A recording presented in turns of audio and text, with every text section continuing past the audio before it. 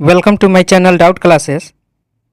आज हम क्लास 10 का चैप्टर 5 का दूसरा वीडियो देखेंगे और इस चैप्टर का नाम है बिहार कृषि एवं संसाधन। आज हमारा बिहार कृषि एवं संसाधन का दूसरा वीडियो है। अगर पहला वीडियो आप नहीं देखे हैं तो हमारे चैनल पर देख सकते हैं। आज हम इसका पूरा ऑब्जेक्टिव देखेंगे। तो चलिए आइए एक एक क्वेश्चन को शुरू करते हैं और इसका अगला भाग देखते हैं। आज हम बिहार कृषि एवं वन संसाधन का दूसरा भाग देखेंगे। तो चलिए आइए एक एक क्वेश्चन को शुरू करते हैं। इसमें हमारा पहला क्वेश्चन है, पटना से लखीसराय तक का निम्न क्षेत्र क्या कहलाता है। तो देखिए ये बिहार का मैप है और इसके बीच से गंगा नदी बहती है और इसी का सटा हुआ गंगा नदी से सटा हुआ निम्न भूमि का क्षेत्र है और इसी क्षेत्र को हम जल्ला बोलते हैं या टाल बोलते हैं। तो इसका आंसर क्या हो जाएगा? ये इसका आंसर हो जाएगा। चलिए अगला क्वेश्चन देखते हैं। अगला हमारा क्वेश्चन है कि इनमें से कौन सी नदी सालों भर जलपूरित नहीं रहती है।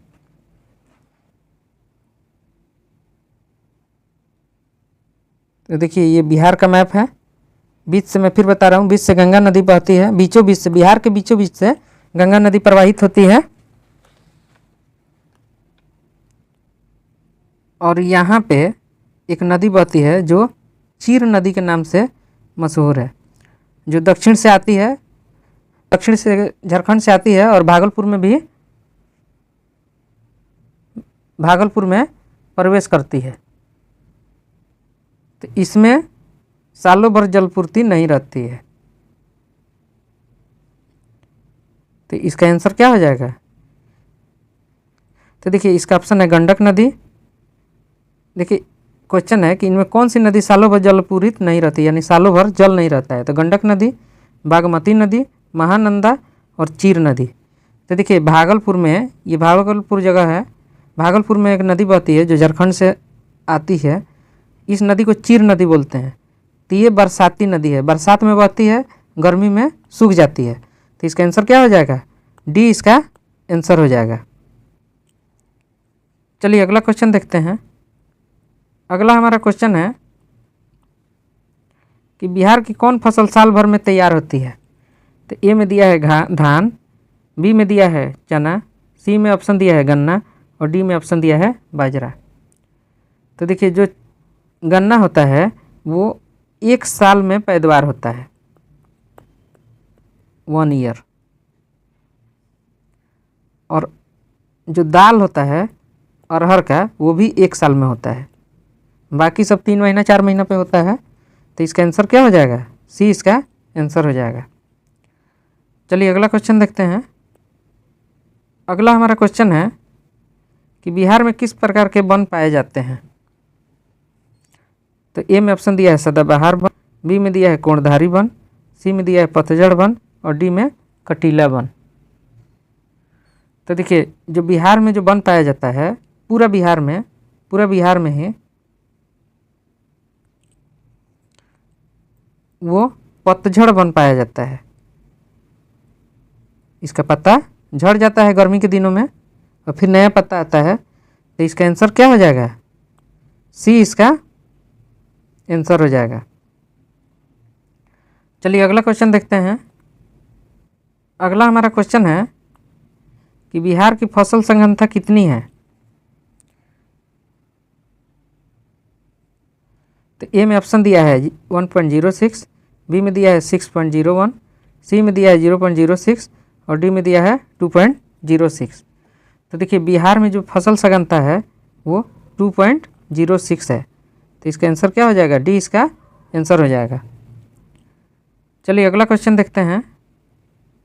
अगला हमारा क्वेश्चन है कि बिहार में बहुफसली भूमि का प्रतिशत कितना है। देखिए बहुफसली भूमि जो होता है, बहुफसली भूमि यानी एक ही खेत में एक से ज़्यादा फसल लगाना, ठीक है। तो ये पूछ रहा है कि कितना प्रतिशत वैसा भूमि बिहार में पाया जाता है। तो ऑप्शन दिया है 65.62%, बी में दिया है 62.65% और सी में दिया है 66.52% और डी में 56.26%। तो देखिए बिहार में जो भूमि बहुफसली भूमि है वो 62.65% है, तो बी इसका आंसर हो जाएगा। चलिए अगला क्वेश्चन देखते हैं। अगला हमारा क्वेश्चन है कि इनमें कौन रबी फसल है। तो ऑप्शन दिया है जूट, बी में दिया है गन्ना, सी में दिया है जौ और डी में दिया है मकई।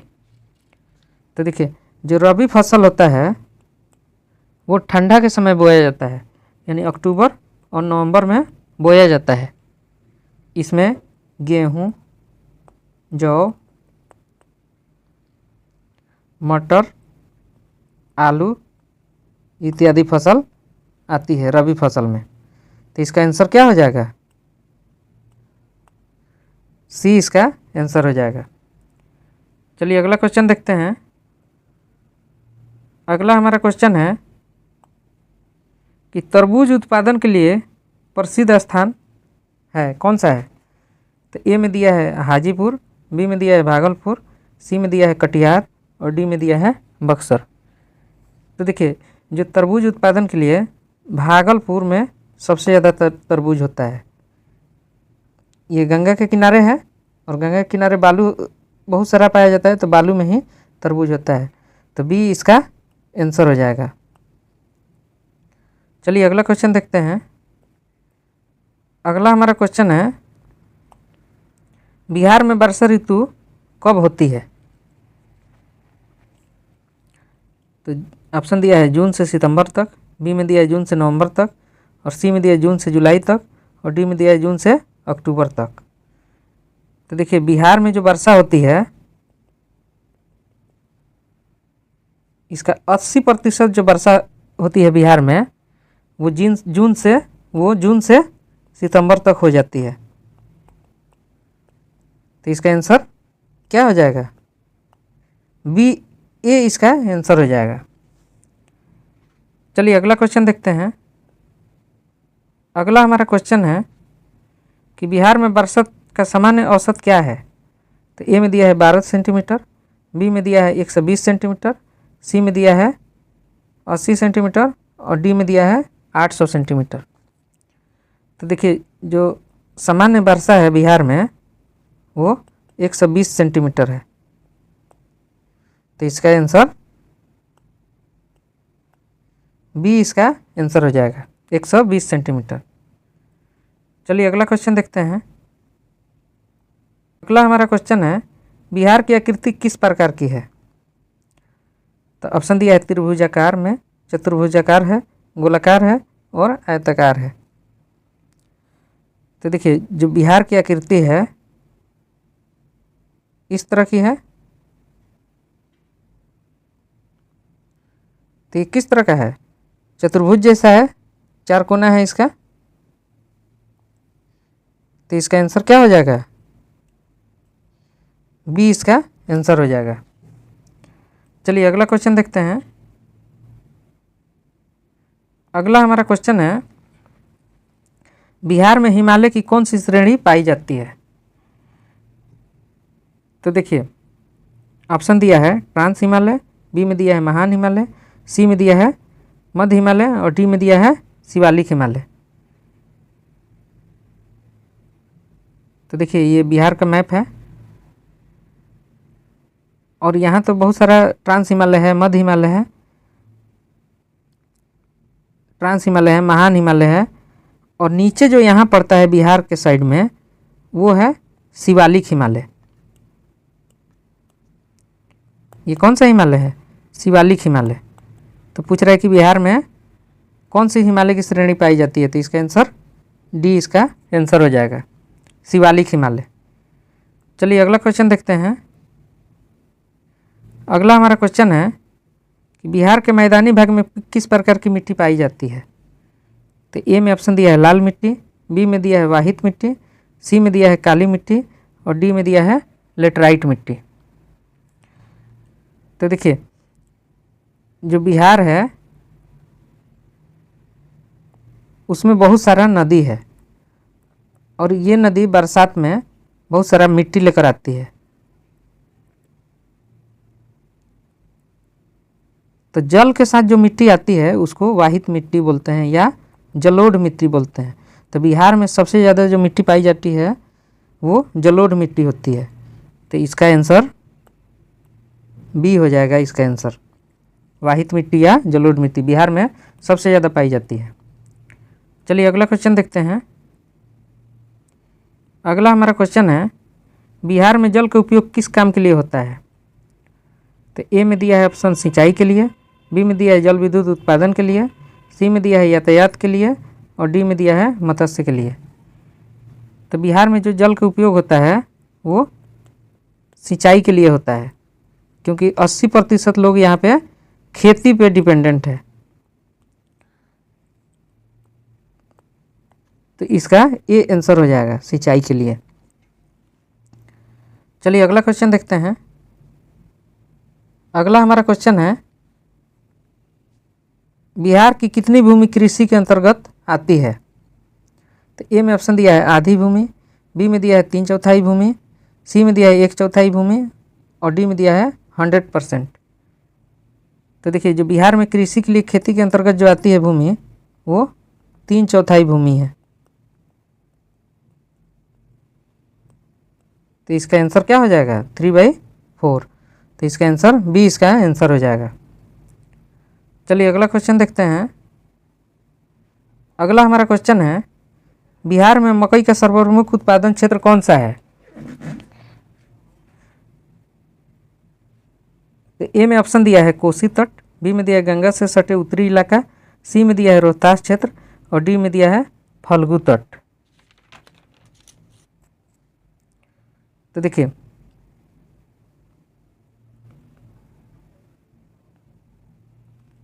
यहाँ कोसी नदी बहती है और यहाँ बाढ़ से हर एक साल नया मिट्टी आती है। तो ये सबसे ज़्यादा बिहार में उपजाऊ मिट्टी है और इसी क्षेत्र में रोहतास में और इसी क्षेत्र में कटिहार में सबसे ज़्यादा मक्का की खेती होती है। तो इसका आंसर क्या हो जाएगा? कोसी क्षेत्र इसका आंसर हो जाएगा। तो ए इसका आंसर हो जाएगा।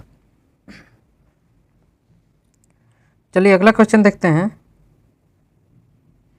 अगला हमारा क्वेश्चन है कि बिहार में धान की उत्पादकता कितनी है? तो ए में ऑप्शन दिया है 1.749 किलोमीटर हेक्टेयर, बी में दिया है 738 किलोग्राम हेक्टेयर, सी में दिया है 1.287 किलोग्राम हेक्टेयर और डी में दिया है 1500 किलोग्राम हेक्टेयर।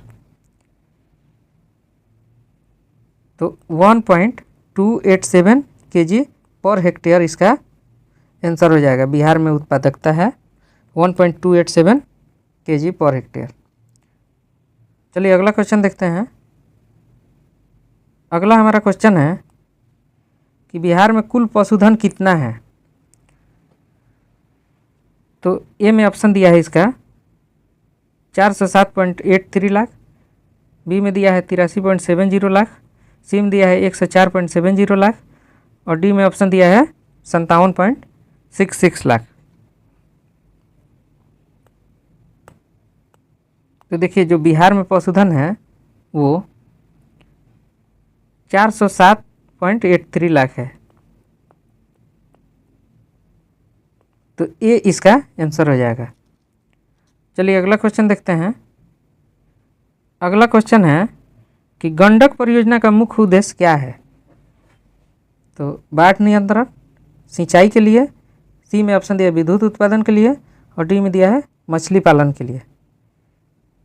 तो आप लोग जानते हैं कि गंडक परियोजना कहाँ है? पश्चिमी चंपारण में। गंडक परियोजना पश्चिमी चंपारण में पड़ता है और ये कहाँ है? यहाँ पे पश्चिमी चंपारण में वाल्मीकि नगर में भैंसा लोटन एक जगह है। तो यहाँ पे गंडक परियोजना बनाया गया है। तो मेन जो इसका मकसद है तो इधर सिंचाई करके फसल को अच्छी से उत्पादन करना गंडक परियोजना का मेन मकसद है। तो बी इसका आंसर हो जाएगा। चलिए अगला क्वेश्चन देखते हैं।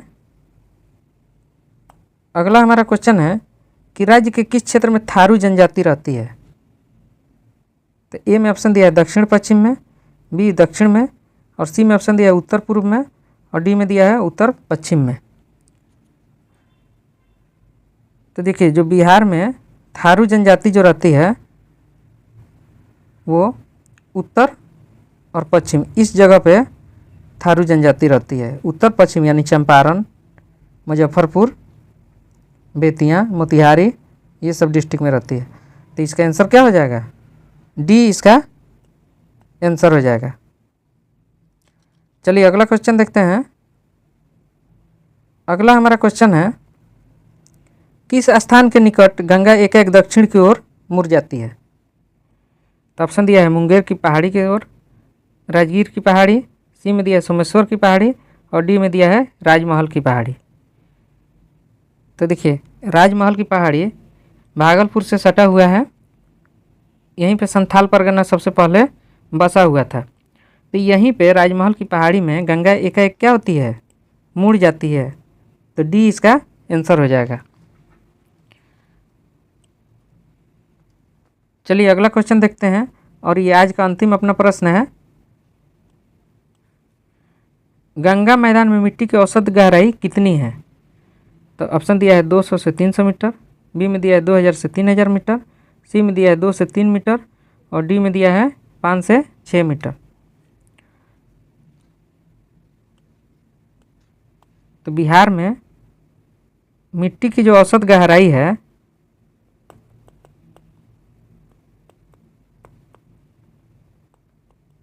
वो 2000 से 3000 मीटर तक है। तो इसका बी आंसर हो जाएगा। तो चलिए आज का वीडियो यहीं समाप्त करते हैं। अगर वीडियो अच्छा लगे तो लाइक करें, सब्सक्राइब करें और शेयर करें। Thank you.